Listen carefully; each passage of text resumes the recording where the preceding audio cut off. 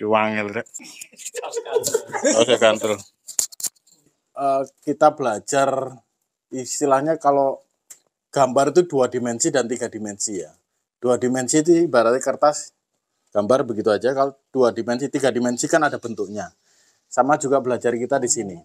Jadi kalau kita belajar lewat textbook aja itu lebih sulit untuk dicerna. Tapi kalau kita belajar langsung yang mengandalkan semua panca indera kita, yang melihat, meraba, mendengarkan semua panca indera kita bergerak, itu jauh lebih mudah untuk diingat. Jadi dengan cara seperti ini ya, kita kunjungan ke farm dan kita langsung melihat yang selama ini mungkin Pak Martinus memberikan masukan itu berdasarkan pengetahuan dari Pak Martinus dan itu sifatnya hanya verbal aja. Tapi kalau kita langsung melihat ke lokasi, kita akan bisa lebih tahu. Nah, dan kalau apa-apa yang mungkin Bapak-bapak mungkin tadinya ditanyakan ke Pak Martinus dan tim itu hanya bisa diangan-angan, sekarang langsung bisa dilihat dan langsung ditanyakan kepada tim kita di sini. Jadi kita ini memang pabrik pakan kita ini Java ya. Java ini bikin pakan tuh enggak sembarangan bikin. Jadi sebelum kita launching pakan, itu kita praktekkan sendiri di farm kita sendiri. Jadi sampai akhirnya di launching itu ada perubahan-perubahan yang berkali-kali di nutrisi dan sebagainya sampai menghasilkan efek yang intinya ujung-ujungnya di HPP Pak. Ujung-ujungnya kan semuanya di HPP Pak ya. HPP artinya HPP itu pakan itu adalah komponen awal. Komponen akhirnya itu adalah telur. Kalau di sini kita ngomong telur ya. Nah jadi komponen akhirnya itu telur. Jadi memang pakan kita ada yang bilang pakan konfit itu mahal. Tapi jatuhnya kalau telurnya itu lebih banyak, lebih berat. Sampai umpamanya masa panennya itu panjang sampai 2 tahun lebih lah. Itu kan duit semua Pak. Duit semua gitu loh. Jadi ada yang bilang, oh pakan ini murah. Tapi bapak-bapak kan mungkin tidak sadar sebetulnya pemeliharaan ayam itu bisa sampai sekian tahun nanti bisa tanya langsung ke praktisi lapangan Pak Edi dan Pak Andi ini. Lah dari selisih telur itu kalau dirupiahkan ketemunya berapa? Itu kan duit. Jadi kan akhirnya ujung-ujungnya kita akan tahu bahwa yang namanya efisiensi itu adalah produksinya bukan harga pakan di awal. Nah, jadi itu dengan tujuan itu Pak Martinus membawa bapak-bapak ke sini untuk melihat langsung ke lokasi dan langsung nanti tanya jawab dengan tim kita yang di lapangan. Saya kira itu tambahan dari saya, Pak Andi monggo. Oke, matur suwun. Selamat Pak Aris, terima kasih atas waktunya dan saya ucapkan selamat datang di farm koperasi. Saya tegaskan lagi, ini adalah farmnya koperasi, koperasinya karyawan. Ya, karyawannya Konfit. Jadi bukan punyanya Java Konfit. Nah, supaya nggak salah paham nanti. Oh, ternyata Konfit di farm ya. Enggak. Ini adalah farmnya karyawan. Koperasi karyawan Konfit Makmur. Ya. Sebelumnya ini ada titipan salam dari Pak Handris.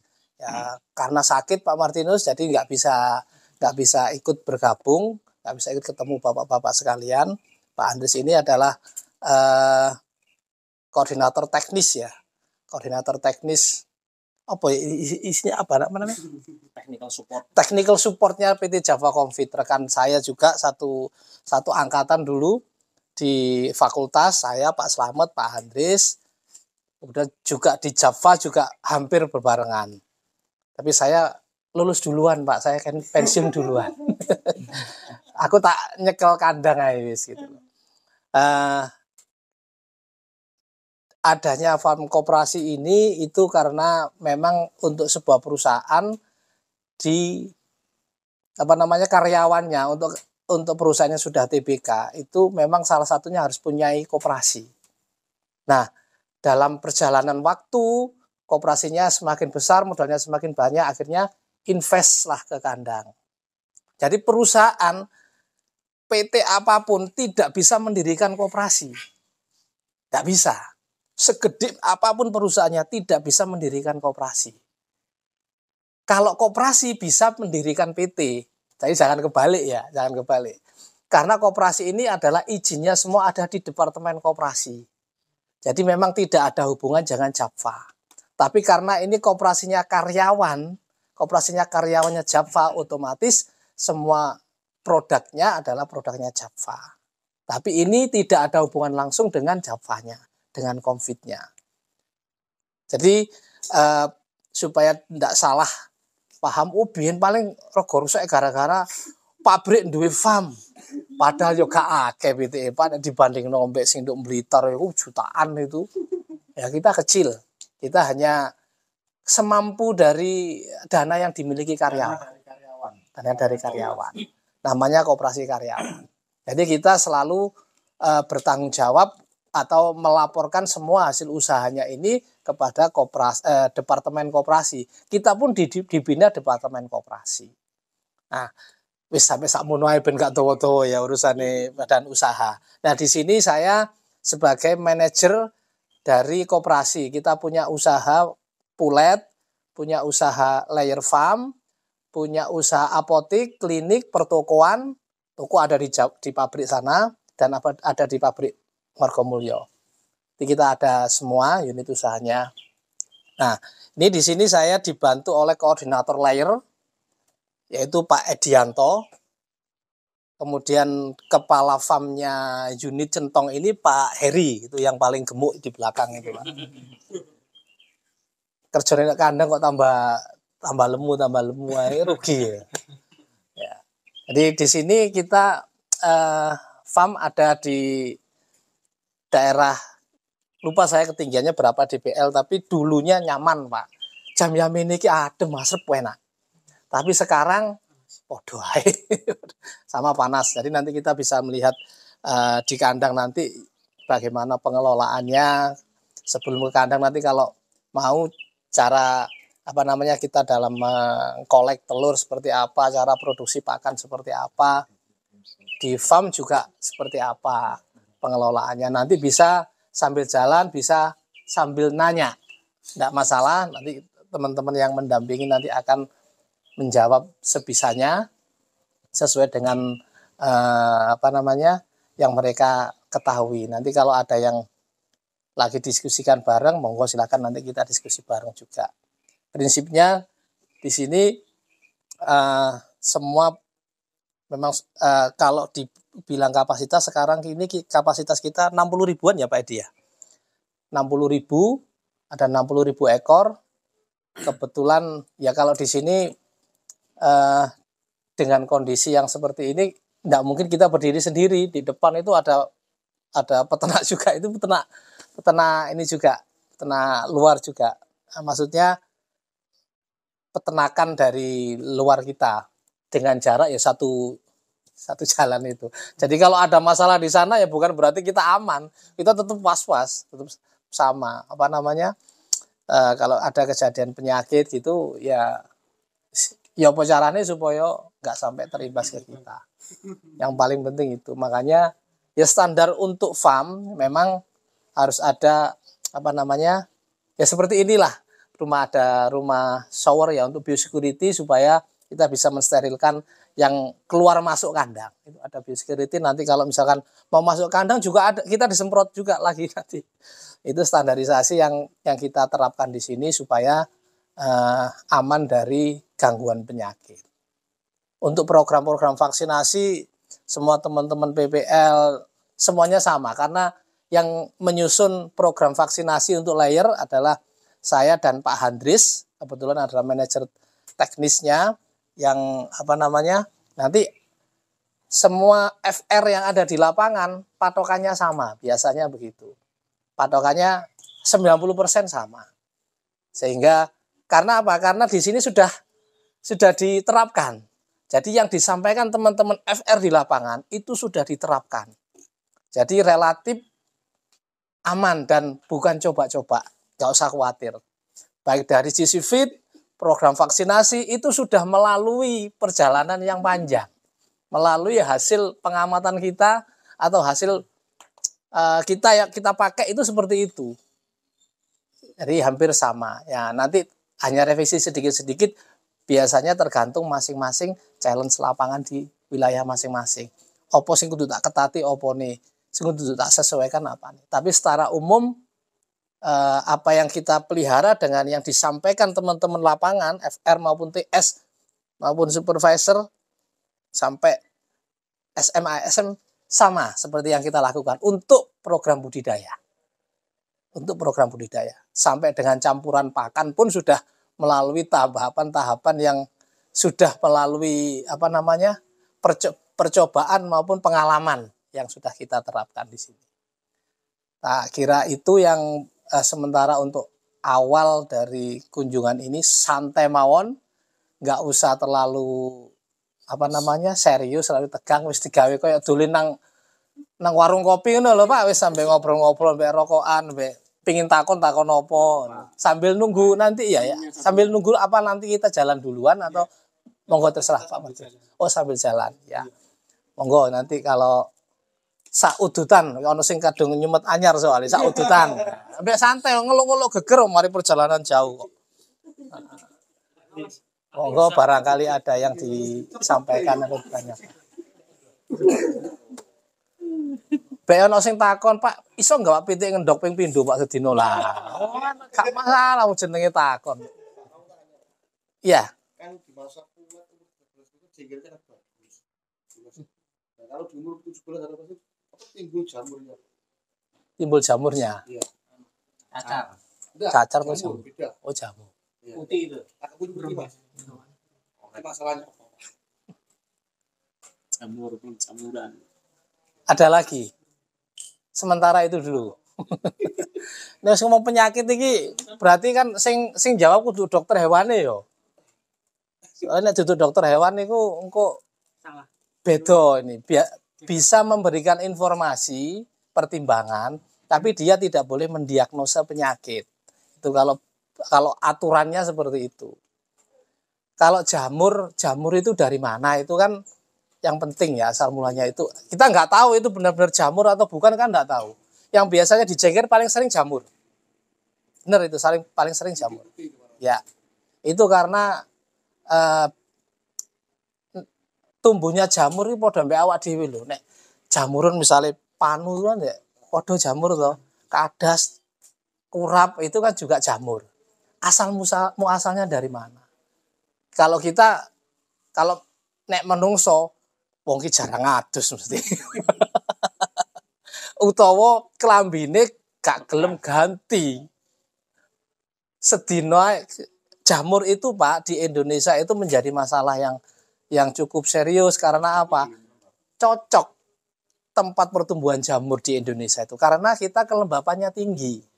Sampai nenek Arab kono Mas yo gak diumbah klambine. Gak apa-apa, kering terus.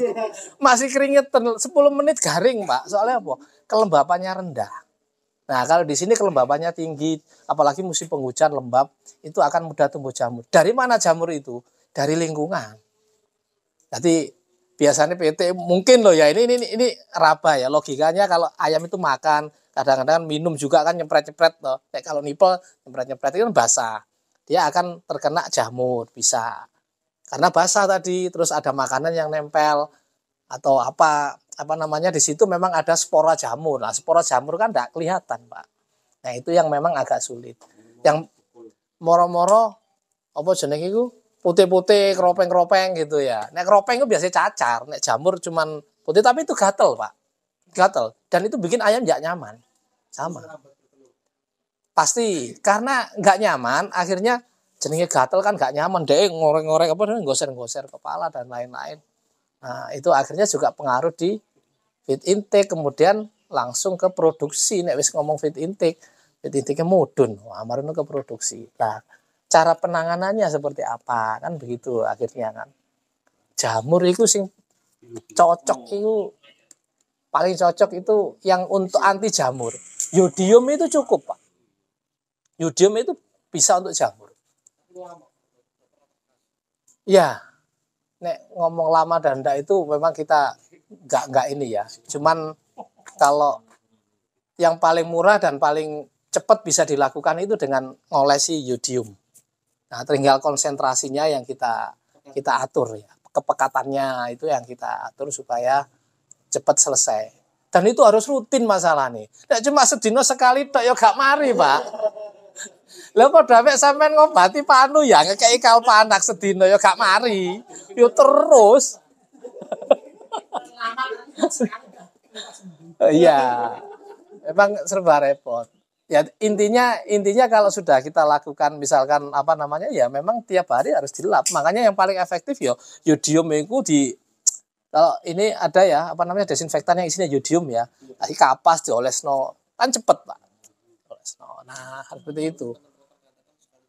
Apa sehari kasih sama yodium BKC enggak bisa.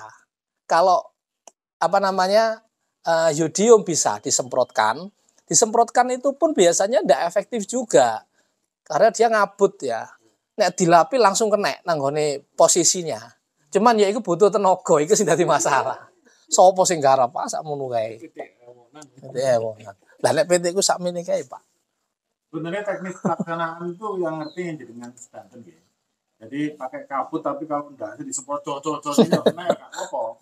Meneh produksinya mudun tapi. Tapi kan sekali gitu kan apa biasanya kalau ayam kepanasan itu kena kabut gitu kan enggak masalah. Enggak masalah gitu.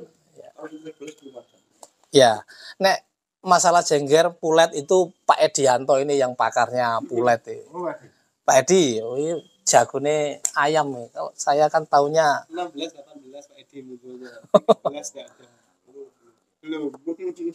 Assalamualaikum warahmatullahi wabarakatuh. Waalaikumsalam. Mungkin langsung aja ya. Memang dalam dunia peternakan itu banyak sekali faktor yang menyebabkan ayam menjadi kurang sehat.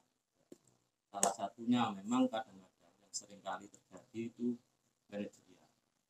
Itu penanganan kita.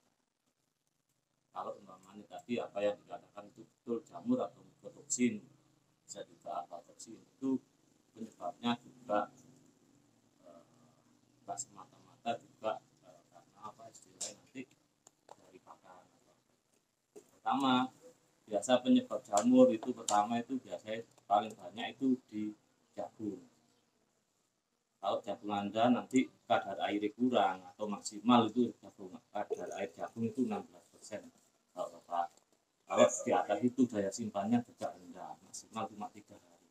Jadi usahakan pertama kadar air jagung itu 16% maksimal. Itu pertama. Terus kedua, nanti penyimpanan pakan juga jangan terlalu lama, terutama jagung. Kalau kadar air sudah tinggi terus dengan simpan, otomatis jarak 1 minggu aja biasanya di dalam gelangsing atau satu kan sudah hangat. Itu petanda bahwa apa? Jamur itu sudah mulai tumbuh. Sebentar. Tak barangkali ini tadi yang ditanyakan jamur yang ada di jengger. Iya. Terus ini Pak Edi apa namanya jengger umur 13 itu sih bagus, 13-14 sih bagus. Terus masuk umur berapa tadi? 16-17 itu kepleh ngono lho Pak Edi. Ya Pak, di awal itu penyebab jamur. Terus kedua, nanti juga sama di manajerial biasanya yang paling sering membuat trouble di jamur itu kedua pakan basah. Itu Pak. Seringkali kadang-kadang peternak itu mau intik itu pakan dibasahi. Boleh basahi pakan Bapak, tapi dengan catatan sekali pembasahan harus habis. Itu yang seringkali. Bahkan kemarin di papan besar ya sama. Ya, pakan sudah basah terus ditambahi lagi pakan baru. Belum habis tambahi. Ya itu potensi terbesar untuk tumbuhnya jamur.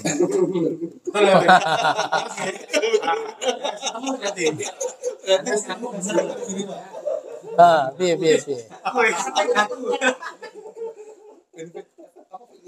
Masuk. Kasih air. Ya, prinsipnya gini, kalau kasih air enggak apa-apa. Saya enggak melarang ya. Kasih air itu enggak melarang, tapi waktunya harus pas dan kondisinya harus benar-benar diperhatikan. Artinya kita kasih jam berapa? Harusnya kan yang mendekati jam-jam yang istirahat, jam-jam yang apa namanya? Dia enggak makan. Misalnya kita kasih jam 7, jam 11, jam 12, nah itu kita lihat pakannya. Nek cek tebel Pak, ojo dikei. Karena apa? Bisa jadi ndak habis loh ini. Berarti apa? Pemberian pagi terlalu banyak. Atau jatah pakannya terlalu banyak. Sehingga paginya meskipun dikasih 40% misalnya. Jam 11 kok sik kandel. Terpaksa dikei air. Padahal kalau sudah dikasih air 1 jam itu sudah tumbuh spora jamur dan harus habis makannya. Nek gak habis yo dibuang. Waduh eman, Pak. Kan pasti eman sampai ya. Nah, makanya harus tinggal tipis. Ya tipisnya monggo sampean hitung dewi kira-kira tipisnya sak piro ya. Nah, itu dihitung dewi dan itu dipastikan setelah dikasih air itu pastikan habis. Nek gak habis kan eman-eman toh, Pak. Nek sampean tumpuki kan salah mau ya. Jadi sampai dia habis, sampai dia tipis, sampai nempel gak kena dijupuk gitu. Nah, setelah mau ngasihkan lagi pakan jam kedua, jam enggak tahu jam berapa, jam 2 kalau ngasih jam berapa siangnya. Apa isuk dibrekno kabeh ngono pakane. Waduh, susah nek iku. Jam 1 atau jam 2 ya. Nah, sebelum ngasih pakan ini pakai sabut dengan lap basah, dibersihkan dulu. Nek nggak lap kering karena nempel ya agak sulit. Lap basah itu akan lebih mudah, tunggu kering sebentar, baru dikasihkan. Nek kanti, biasanya arek kandang gak kanti, wes nang kerjaan nang mari nang istirahat Pak. Nah, harus hati-hati di situ. Makanya yang namanya di sini, yang namanya SOP kenceng Pak. Untuk saat ini kita belum ingin melakukan itu karena feed intake-nya selalu nyampe. Nah, problem untuk mengatasi ya apa caranya feed intake nyampe. Nah, itu yang kita cari kan gitu. Jangan instan ya. Mari jamuran gak ketok Pak nek nang produksi. Efeknya itu lama kalau yang tadi yang dibilang Pak Edi itu jamur yang ada di jagung terutama aspergillus atau aflatoksinnya. Toksinnya itu berupa aflatoksin. Lah iki nggak langsung pengaruh nang produksi lama Pak. Jadi dia numpuk, racunnya numpuk di dalam hati. Nah, nanti kalau dia sudah terlalu lama kondisinya seperti itu, mulai trouble ayam, sering sakit, diobati gak mari. Soalnya apa? Livernya rusak, Pak. Jadi toksinnya jamur itu atau aflatoksin itu yang dirusak duluan livernya, heparnya, hatinya. Tadi kok wangel, PT ngorok kayak antibiotik gak mari soalnya apa? Hatinya sudah rusak. Jadi untuk metabolisme obat itu tidak sempurna. Nah, ini yang kita khawatirkan. Makanya nek seneng ngecori banyu ya pastikan pakannya habis, selesai. Nggak ada masalah dengan pemberian pengocoran itu, nggak ada masalah. Asalkan itu aja syaratnya. Khawatirku apa? Si akeh karep mangan kuwek banyu. Gak entek kuwek maneh pakan. Waduh. Wis nek ngono bendina sak wulan pitike trouble wis. Pasti wis. Gitu.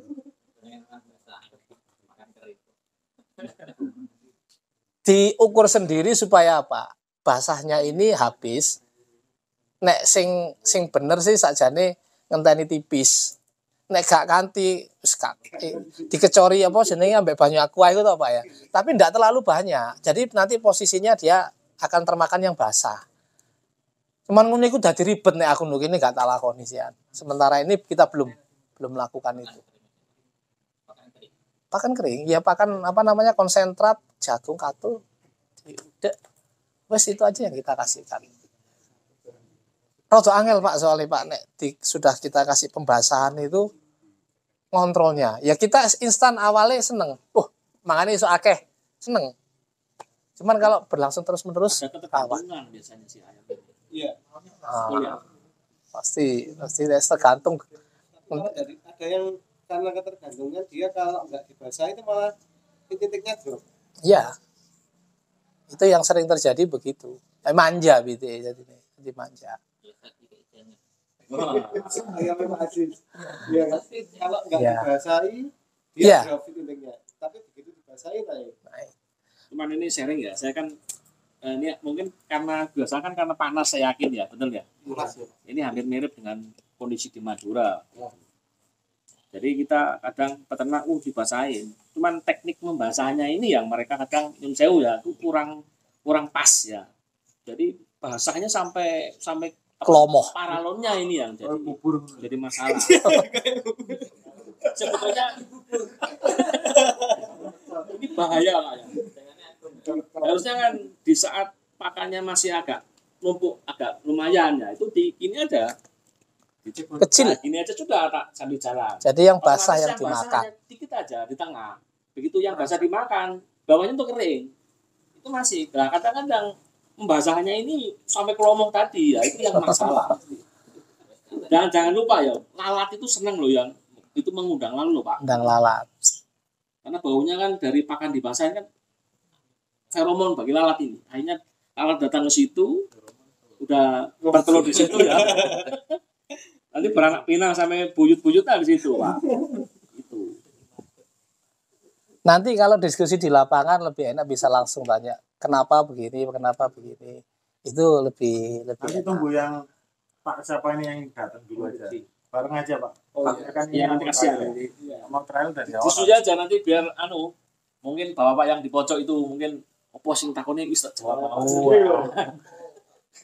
Yang baju merah Pak Aris. Oh.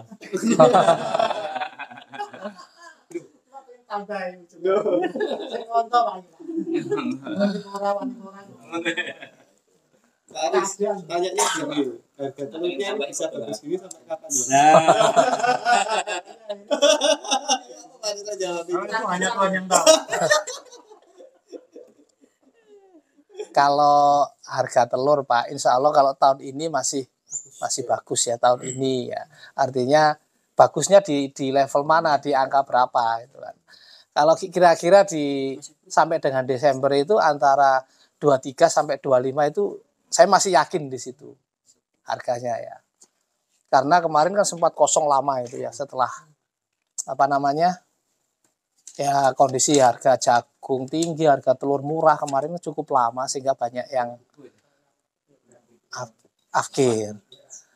Nah, sebagian peternak-peternak yang dekat dengan kita Pak itu waktu malah Pak Martinus saya tawari, Pak mumpung pulet murah Pak, amen melbu Pak. Nek melbu gak kira kalah. Tapi konsen itu ya. Oh. Itu waktu itu bulan apa ya Pak Martinus ya saya ke sana itu Pak ya? Bulan 5 ya. Iku waktune pas iku waktu itu. Iya. Pak, masuk aja Pak. Pertengahan puasa ngisi, kenapa enggak kemarin? Sekarang udah ngisinya. Itu ya memang ini hukum supply and demand itu sangat besar ya pengaruhnya terhadap komoditi telur maupun daging ayam. Kondisi sekarang itu yang saya lihat sih memang ada penurunan populasi, iya. Ada penurunan populasi. Hanya saja kalau masalah harga ini kan sulit Pak, siapa saja kan nggak tahu ya. Yang penting yang bisa kita kontrol itu apa? Kalau harga kan kita nggak bisa kontrol. Yang kita bisa kontrol kan manajemen. Berarti apa? Produksi kita harus bagus. Orang iso ditawar iku wisan. Produksinya kudu api. Nek produksinya api, HPP-nya pasti rendah. Kembali lagi kualitas yang disampaikan Pak Edianto tadi, kualitas pemenuhan bahan baku pakan yang menjadi 70% komponen dari HPP itu kita harus kendalikan betul. Sampai wis oleh pulet api, wis duwe pulet api, nek makanane nggak iso ngontrol, ya produksinya nggak bisa maksimal. Loh makanane dimakan tiap hari ya Pak. Sing dadekno telur kan makanane Pak. Nah kalau makanannya aja kita nggak bisa kontrol, salah satu tadi yang disampaikan Pak Edi, bahan baku yang utama dari pakan ternak itu apa? Yang paling gede porsinya jagung toh. Makanya karena jagung kita beli dari lokal, jagungnya harus betul-betul bagus. Jagung bagus ada kriterianya. Nanti biar diterangkan Pak Edianto nanti di lapangan. Di gudang pakan kita ada acuan dalam penerimaan jagung itu ada Pak. Cara ngetesnya juga ada. Katul juga demikian, tidak sembarangan kita terima barang. Sehingga pada saat ada trouble di ayam, itu untuk makanan itu terakhir kita evaluasi. Pertama manajemennya, gimana Pak? Dari awal sudah kita kondisikan memang harus standar. Kayak kadar air tadi disampaikan Pak Edianto, tidak boleh lebih dari 16. tatkala lebih dari 16 katakanlah 17% kadar airnya, itu hari ini juga harus dipecah dan harus dikasihkan makan. Tidak boleh disimpan. Itu ngomong 17 sih Pak. Nek sampai nerima 19 piye? Langsung makan. 20 langsung makan. Karena kan nggak ada yang lain. Kalau ada yang lain ditolak aja. Saya tidak menyarankan. Kecuali punya pilihan. Kalau nggak punya pilihan itu, kecuali punya pilihan stokku seakeh, tolak aja. Ya, nanti ada kriteria jagung dalam pemilihan jagung, pertama kadar air, kemudian biji mati, biji jamur, kemudian bahan asing, biji putih dan lain-lain, itu ada kriterianya. Aku gak hafal. Gak perlu dihafal nek prasaku ngomong nih. Tapi bagi semen pakai kan, wah, jangan lupa kadang dijajal dikeletak itu loh kan, mungkin latihan ya, ini basah. Nanti biar dipraktekkan juga. Kalau nggak punya alat testernya, deloken jagungnya untuk gini, ya dilihat jagungnya. Nanti kalau sudah kayak gini itu sampean bisa mengira-ngira nanti kalau nerima jagung. Oh, nek ngene iki 15, nek ngene iki 16. Nah, gitu loh. Jadi lebih enak. Kalau katul kita pakai acuan berat jenis, kemudian kandungan rice hull-nya atau sekemnya kita pakai fluoroglucinol, kemudian yaitu 2 itu yang kita jadikan acuan. Berat jenis itu ya apa sih Pak? Paling gampang padahal itu berat jenis itu. Sampai golek teko sing isine 1 liter, sampai isi katul. Sing pada no peres ambek ini nggak boleh ditekan loh ya. Jadi adai, kemudian pas 1 liter sampean timbang. Nah, kalau dia berat jenisnya katakanlah 360, kemudian 3 sampai 380, itu murni katulnya. Tidak ada campuran. Nah, enteng banget. Kamane metu 350 utawa 300, sekeme akeh enteng. Itu namanya berat jenis. Berat jenis itu satuannya, aku lali satu, jika ngomong satuan ya, saya udah lali sekolah lawas. Nah, langsung praktek. Jadi 1 liter, engkau ditimbang katule. Kalau dia terlalu berat berarti ada kemungkinan ada tambahannya. Bisa jadi ditambahi tepung batu, kita tidak tahu. Berat jadinya Pak. Jadi, itu mau ngitung berat jenis paling gampang. Nek kandungan sekemnya ya kita pakai fluoroglucinol. Pirang persen tadi 5% ya maksimal ya kita ya. Kita pakai 5%. Lah 5% itu koyo apa kan bingung toh Pak. Ya nanti nggak tahu ada gambar atau enggak tadi nanti di sana. Nah, itu yang paling penting itu. Jadi kita karena makanan itu yang paling utama, coba meskipun nggak iso standar koyo nduk kene minimal mendekati kan Pak. Supaya apa? Supaya nanti hasil atau produksinya relatif stabil. Nanti puncak produksinya bisa lama. Di Tongas tempat kita itu di Tongas itu Probolinggo. Itu panas Pak. Exit tol Tongas belok kanan 200 meter. Itu ada Famita. Itu sekarang umur 67 ya Pak ya. 68 sih 90% Pak. Produksinya 90%. Yang muda-muda 95, 96 itu 42 itu masih 94 ya sekarang ya. 94%. Itu mirip secara cuaca mungkin hampir sama daerah Pantura. Karena sama-sama dekat pantai ya. Jadi kelembapannya juga tinggi. Tapi fluktuasi kelembapan dan suhunya memang relatif tinggi di dekat pantai soalnya. Siang gini panas, malam dingin. Jadi kelembapan ini lompat. Kalau siang itu bisa 54 ya kayak dia. Berapa? Kelembapan 50-an tak. Lek malam 75. 14 ya? Oh iya 14 sih mau. Nah, pemakaian vitamin. Yang dimaksud pemakaian vitamin ini, vitamin kan banyak nih macamnya. Kalau saya, aku gak enak mengarahkan kan gak enak. Sebenarnya gini Pak, kandungan vitamin itu hampir semua sama kok. Sampai bandingno produk macam-macam, vitamin A, vitamin B, C, D. Itu umum kok, sama kok. Jadi tidak ada beda. Nah, mas pemberiannya Oh, pemberian. Biar Pak Edi yang nerangkan ya. Pak Edi lebih apal timbangannya aku. Pemberian antibiotik atau vitamin. Ini Pak, sebenarnya kalau untuk pertama antibiotik dulu Pak ya. Antibiotik itu hanya kita kasihkan ketika ayam sakit. Kalau dibutuhkan apa? Iya, ketika kita butuhkan. Tapi pemilihannya harus tepat. Jadi kalau umpamanya sakitnya apa, ya obatnya harus tepat. Fungsinya di situ. Terus yang kedua nanti setelah itu untuk vitamin. Kalau vitamin itu pilihan Pak. Artinya pilihan kita harus paham kalau umumnya di pasaran itu vitamin kan ada vitamin elektrolit sama vitamin asam. Kalau untuk biasa kondisi panas atau stres itu kita cenderung memakainya ke vitamin elektrolit. Kalau asam amino nanti kita pakai biasanya untuk pemulihan ketika ayam setelah sakit itu bisa kita lakukan. Tapi tetap pemberiannya juga harus terukur sesuai dosis. Untuk 1.000 ayam Pak, dikasih Ya? berapa dosis? Kalau itu tergantung produk yang dengan pakai. Itu 1 liter kan ada 1 liter 2 liter. itu prinsip Pak. Ini Pak, sebenarnya ayam itu untuk tambahan vitamin atau apa-apa yang lainnya antibiotik itu prinsipnya itu pilihan terakhir. Kalau untuk jenis pernapasan Pak, pemberiannya berapa gram per 1.000? Itu antibiotik maksudnya. Antibiotik ya.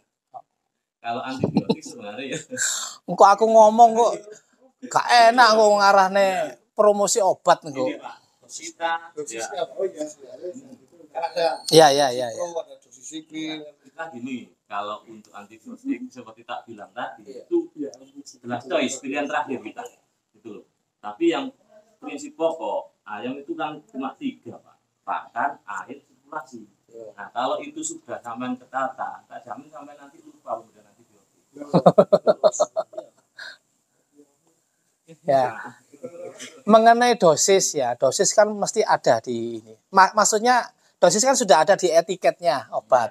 Ya, pakai acuan itu aja. Karena bisa jadi konsentrasi obat beda-beda. Misalkan ada yang 10%, ada yang 20%.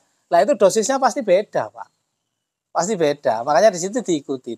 Cuman yang paling benar sebenarnya kalau ngobati itu berdasarkan kilogram berat badan. Kalau ngitung air nanti mesti ada selisih. Sing bener acuan dimanapun internasional bahkan di manusia pun berat badan.